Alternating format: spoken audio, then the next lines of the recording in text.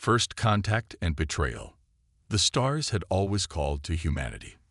For centuries, we gazed upward, wondering if we were alone. The answer came on a rainy Tuesday morning in 2157, when signals from deep space reached Earth's most sensitive radio telescopes. Scientists worked around the clock, decoding mathematical patterns too precise to be natural phenomena. After 3 weeks of feverish analysis, the truth was undeniable. We were not alone. Captain Maya Chen stood on the observation deck of the ISV Pathfinder, humanity's most advanced vessel, as it approached the rendezvous point near Jupiter's orbit. Her reflection in the viewport showed a woman of 43, with short black hair threaded with silver and eyes that had seen humanity's reach extend beyond their home planet. Behind her, the bridge crew worked in silent tension. Approaching designated coordinates, announced Lieutenant Rivera from the navigation station. Stellar Concord vessel detected on long-range scanners. Maya nodded. Maintain position. Open hailing frequencies when they're in range. Humanity had spent the last 6 months in furious preparation after the initial contact. The Alien Alliance, calling themselves the Stellar Concord, had invited Earth to join their interstellar community of 18 sapient species. They promised technological exchange, cultural enrichment, and protection within their established territories, spanning nearly a third of the Milky Way.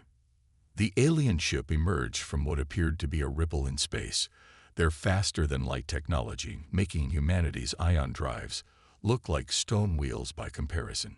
It resembled a massive crystalline leaf, its translucent hull shimmering with subtle colors that shouldn't exist in vacuum.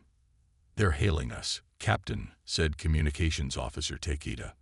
On screen, the main display filled with the image of a being that appeared almost feline, with iridescent blue fur and 6 amber eyes arranged in 2 vertical rows. Its mouth moved, but the words came through the translator.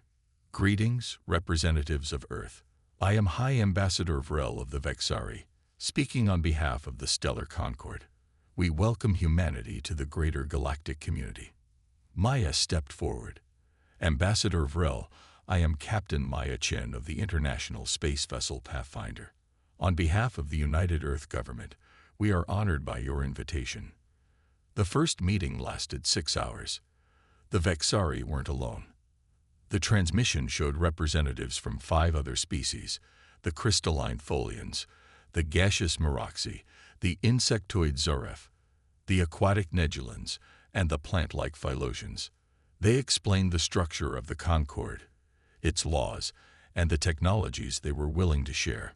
But Maya noticed something troubling. When she asked about human expansion and colonization rights, the Vexari's 6 eyes blinked in unison. Of course, all new member species receive provisional colonization rights, Vrel said smoothly. 1 world to start, with additional rights granted after a probationary period of 50 cycles. 50 years is a long time for humans, Maya countered. The universe is ancient, Captain Chen. 50 years is but a moment. Patience is a virtue the Concord values highly.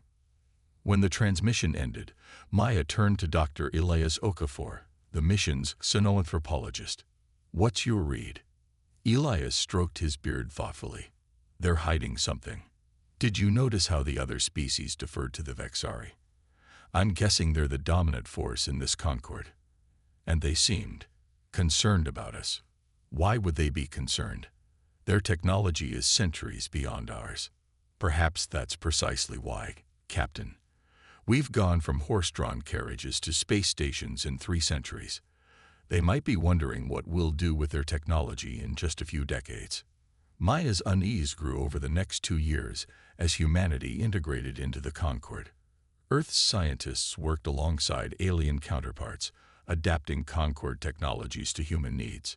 Within 18 months, the first human colony ship departed for a habitable world christened Elysium 9, 26 light-years from Earth. Elysium 9 was paradise, a world with gravity 1.1 times Earth's, breathable atmosphere, vast oceans, and fertile land. The first wave of colonists numbered 50,000. Within a year, That number had grown to 3 million as humans eagerly seized the opportunity for a fresh start. Maya, now Admiral Chen and Earth's primary liaison to the Concorde, visited the colony on its first anniversary. She stood with Governor Reza Hashimi on a hillside overlooking the capital city of New Athens, watching children play in parks, while construction drones built gleaming towers in the distance. "We've exceeded every development projection," Reza said proudly. "At this rate, we'll hit 10 million residents by next year." The Concorde underestimated how quickly humans adapt. Maya frowned. "The Vexari representatives have expressed concerns about our expansion rate." "What concerns could they possibly have? We're following all their regulations." "That's just it. We're following them too well, using their technology in ways they didn't anticipate." She watched a shuttle rise smoothly from the spaceport. The Zaref ambassador let slip that it took them 30 years to establish a colony of this size. "We did it in one." "That's hardly our fault," Reza scoffed. "If they're worried about being outpaced, perhaps they should work harder." But the Vexari's concerns manifested in subtle restrictions. Technology transfers slowed. Requests for additional colonization rights were delayed with bureaucratic excuses. Trade agreements included increasingly restrictive clauses. Admiral Chen raised these issues at a Concorde Council meeting on the Vexari homeworld of Vex Prime. The council chamber was a vast amphitheater, with delegates from all member species arranged in concentric circles. The Vexari occupied the innermost ring. "Earth has met every criterion for expanded colonization rights," Maya argued. "Our people are eager to explore, to build, to join you among the stars. Why are we being held back?" Vrel, now Grand Ambassador, tilted his head.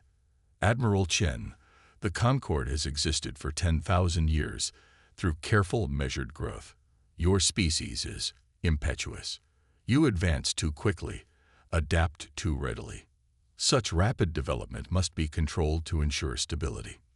Maya felt a chill at his choice of words. "Controlled." "Guided," Vrel amended smoothly. "For the good of all." That evening, at a reception in the Vexari capital, Maya found herself approached by a Phalosian delegate. The plant being swayed slightly, its leafy appendages rustling as it spoke in a whisper that smelled of sweet nectar. "Admiral, beware the Vexari's fear. They have eliminated threats before. My people were once more numerous, before we developed biotechnology that surpassed their own." Before Maya could ask for clarification, the Phalosian drifted away, leaving her with a growing sense of dread. She returned to Earth and shared her concerns with the United Earth Council. Enhanced security measures were implemented around Elysium Mine, though many dismissed her fears as paranoia. The colony continued to flourish, reaching 12 million inhabitants by its third year.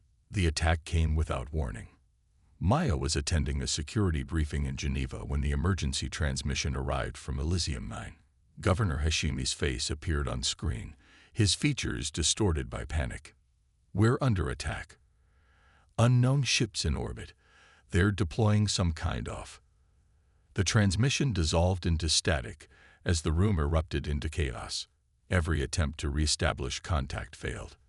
The nearest Earth vessel was 3 days away. When it arrived, the horror of what had happened became clear. Elysium Mine was silent. Cities stood intact, but the streets were empty.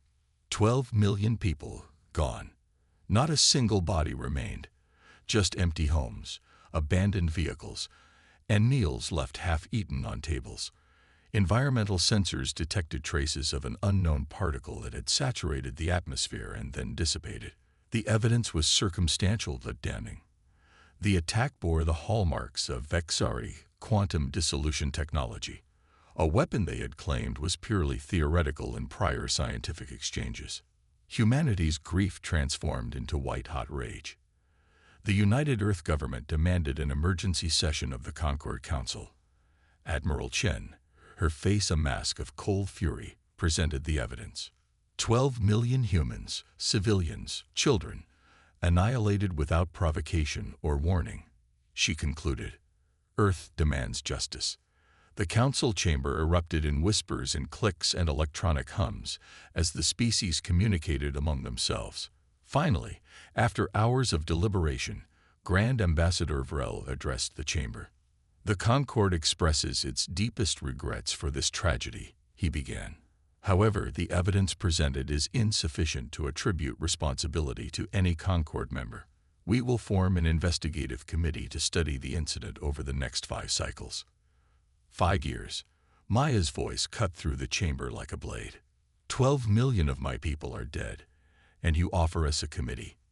The Concord must proceed with caution, Admiral. Hasty judgments benefit no one. Maya looked around the chamber, noting how few species would meet her gaze. They were afraid of the Vexari, afraid of challenging the power structure that had dominated them for millennia. "Very well," she said finally, her voice dangerously quiet. "Earth will await your committee's findings." She returned to a planet united in grief and resolve. For the first time in human history, national borders became meaningless in the face of an external threat. The United Earth government became the Terran Defense Alliance virtually overnight. Publicly, Earth withdrew.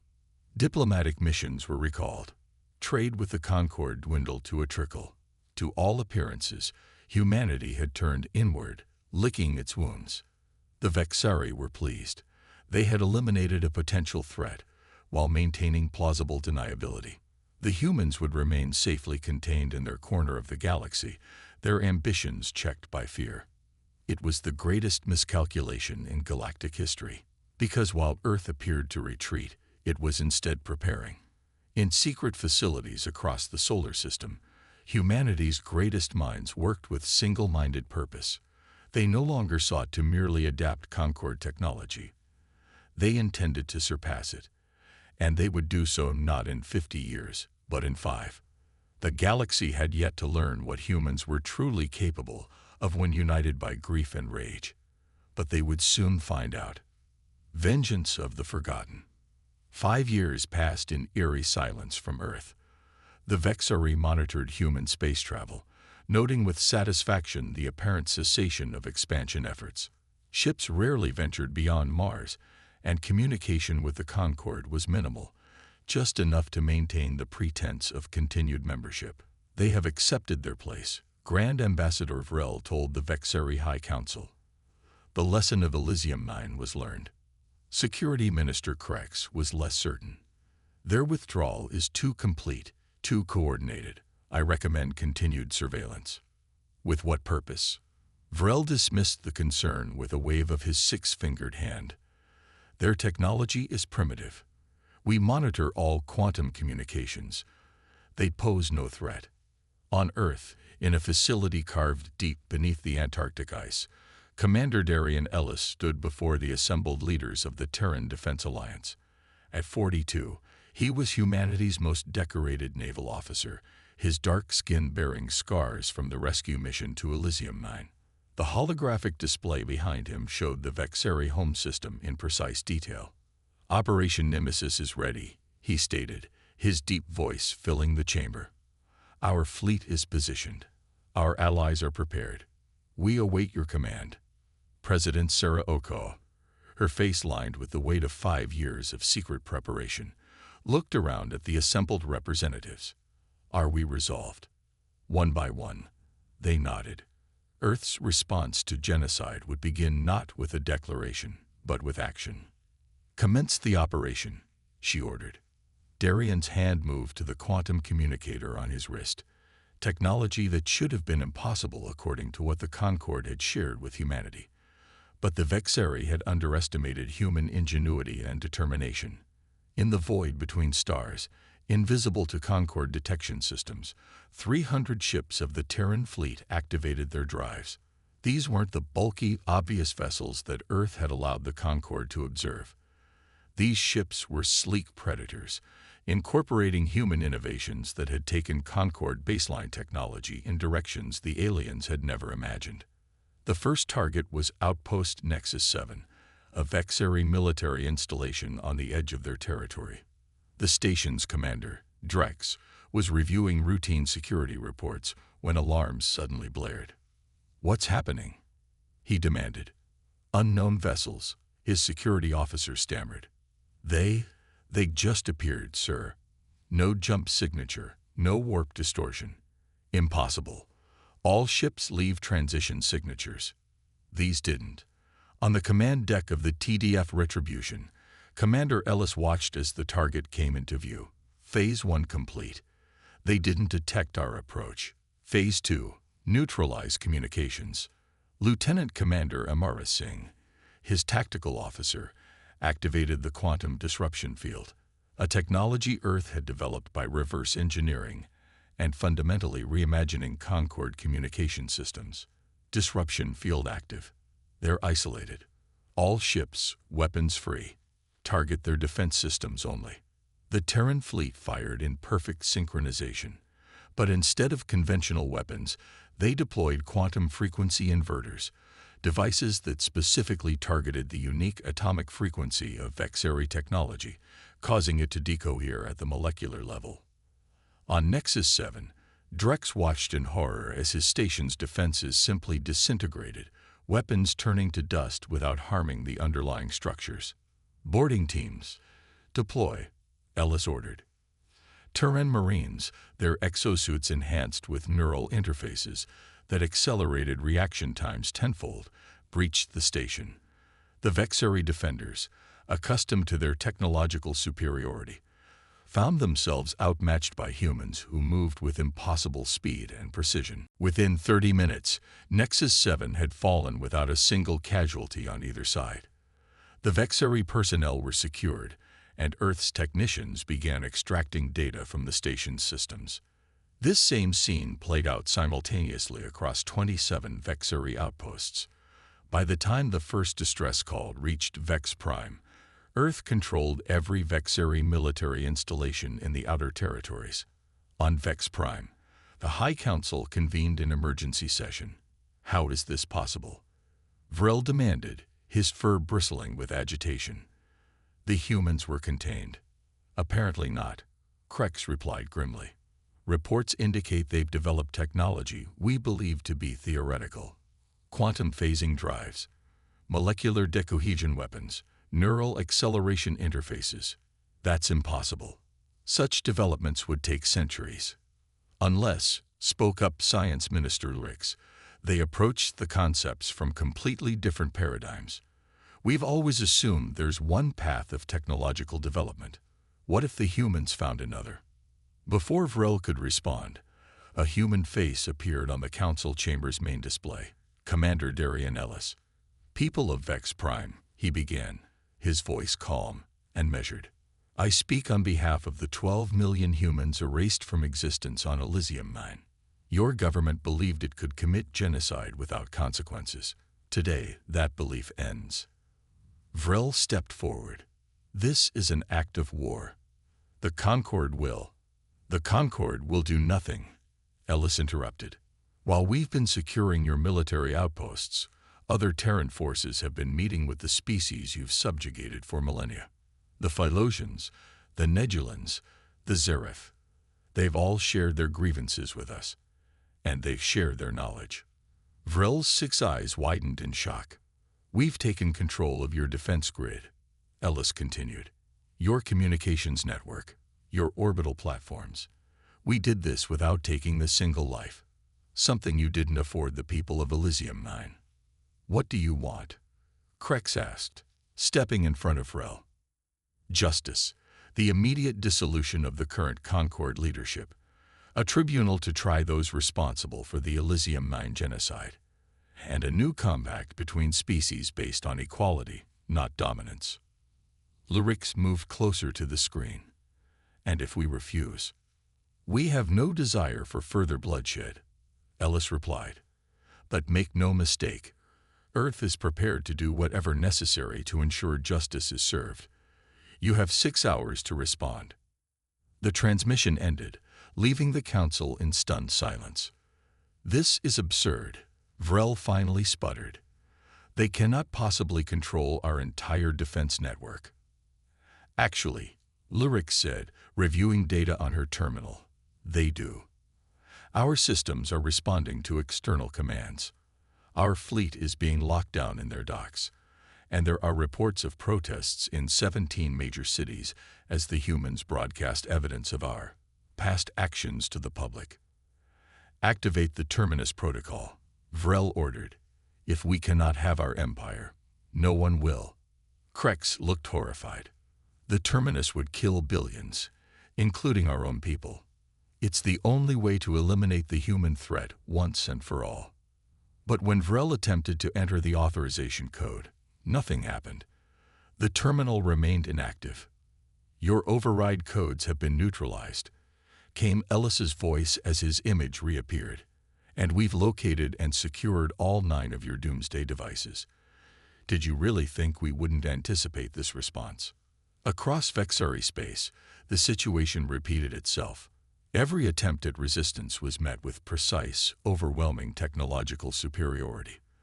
The humans had spent 5 years not just planning their revenge, but ensuring it would be absolute. The decisive moment came in what would later be called the Arcturus Gambit. The Vexari had managed to assemble a last-ditch fleet of older vessels not connected to the compromised network. They converged on the human position near Arcturus, outnumbering Ellis's forces 5-1. They've taken the bait, Ellis observed from the Retribution's bridge. All ships, prepare for Phase 3. The Vexari fleet surged forward, weapons charging.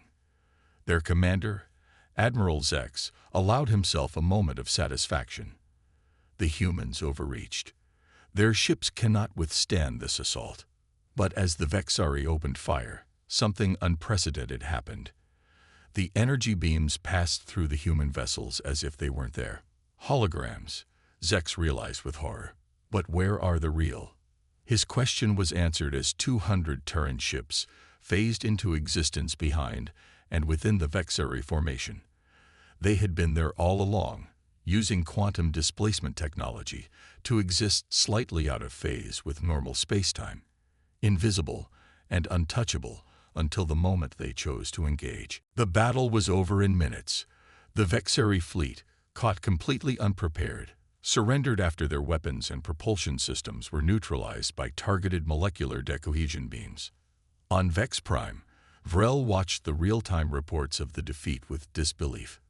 How? How could they advance so quickly? You gave them the greatest motivation a species can have, Krex said quietly. You threatened their extinction. Humans don't cower when faced with extinction.